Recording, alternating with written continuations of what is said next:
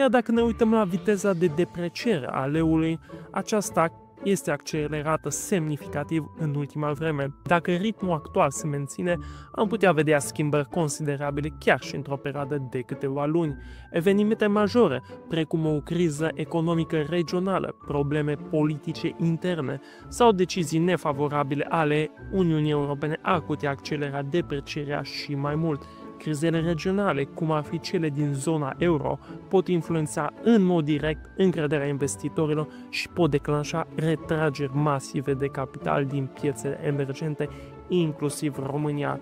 Problemele politice interne, cum ar fi instabilitatea guvernamentală sau lipsa unor politici economice coerente, sporesc și ele percepția de risc asupra țării și împing investitorii să caute refugiu în monede mai stabile. Iar totodată, deciziile Uniunii Europene privind politica fiscală, energia sau sprijinul economic pot influența în mod indirect cursul valutar al leului. De exemplu, întârzierea unor fonduri europene sau impunerea unor măsuri restrictive pot afecta negativ economia națională, iar un alt aspect este chiar încrederea consumatorilor și a firmelor în viitorul economic al țării. Dacă această încredere se deteriorează, scade consumul, scad investițiile și implicit presiunea pe cursul valutar crește.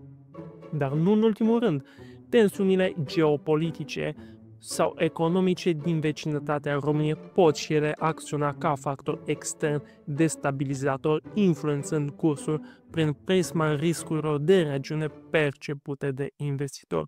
În schimb, măsurile eficiente luate de BNR și guvern sau îmbunătățirea contextului economic european ar putea încetini semnificativ această depreciere.